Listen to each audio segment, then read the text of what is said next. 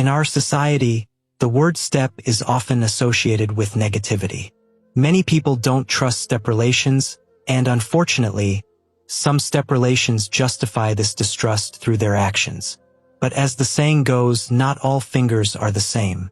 Just as some step relations are cruel, even blood relations can be unfair. This is the story of two step relations that changed many lives, especially mine, forever. My stepsister did something so horrifying to me that I still feel ashamed to talk about it. This story will reveal how people are never as they seem on the surface.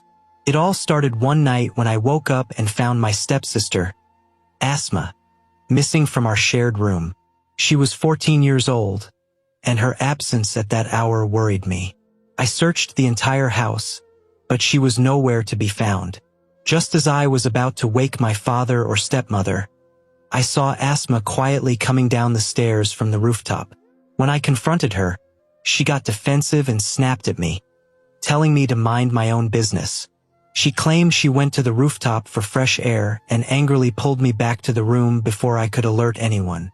I noticed she looked tired, her eyes red as if she had been crying or awake for too long. When I asked again, she threatened to complain to her mother that I was harassing her. Scared of her false accusations, I remained silent, but deep inside, I felt something was wrong. The next night, I woke up again to find Asma missing. This time, I silently followed her to the rooftop. What I saw there left me in complete shock. My father's second marriage. I had always longed for a mother's love. My mother had passed away early, and my father raised me alone. Though we had a maid who took care of me, she could never replace a mother's warmth. One winter, I fell severely ill, and since our maid had left for personal reasons, my father had to cancel his important business meetings to stay with me. That was when he realized I needed a mother. My aunt, Fufo, advised him to remarry for my sake, and after much thought, he agreed. At 12 years old, I was excited about the idea of having a new mother. I imagined she would care for me, play with me, and make our home lively again. However, I was unaware of what awaited me. A few days later, my father introduced me to my new stepmother. She was a middle-aged woman with a strict face and sharp eyes. She did not match the warm, loving mother I had dreamed of. But the biggest shock came when my father introduced me to her daughter, Asma, who was a few years older than me. I wasn't happy about sharing my home, my room, or my belongings with someone else. However, I didn't want to upset my new mother, so I accepted Asma into my space. Asma was manipulative. She constantly took my things, fought with me, and created trouble. Over time, my stepmother turned my father against me. She fired our old maid, hired a new one who mistreated me, and filled my father's ears with lies about my behavior. One night, in frustration, I threw my food on the floor because the maid deliberately cooked something I disliked. My father, who had never hit me before, slapped me and called me disrespectful. I was heartbroken. He had changed completely after his second marriage. The worst betrayal. One night, a loud argument broke out in our house. I stepped out of my room and saw my stepmother shouting at my father while Asma sat crying. Suddenly, my father turned to me in rage and began beating me. I had no idea what was happening until he screamed, "How could you do this to your own sister? You have dishonored our family. Asma is pregnant because of you." I was too stunned to respond.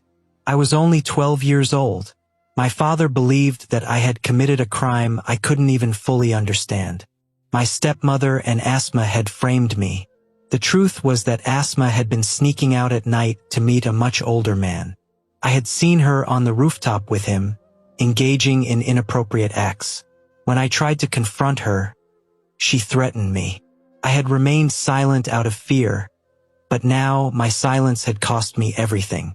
Despite pleading my innocence, my father refused to believe me.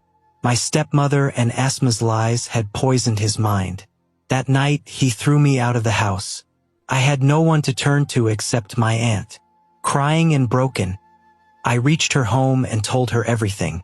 She comforted me and promised to fight for me. The truth revealed. My aunt was suspicious of Asma and decided to investigate. With the help of a private detective, she uncovered the truth. Asma had been in a relationship with a much older neighbor. My father was devastated when he learned this. He realized that he had wrongfully accused his own son and destroyed our bond. But the damage had been done. The pain of betrayal and rejection had scarred me forever. I could never forgive my father for abandoning me when I needed him the most. My stepmother and Asma got what they deserved. My father divorced her and cut ties with Asma. But by then, I had lost all trust in relationships. This story proves that people are not always as they appear. A stepmother is not always evil, and a blood relation is not always loyal. Life is unpredictable, and sometimes, the ones we trust the most can become the ones who hurt us the worst.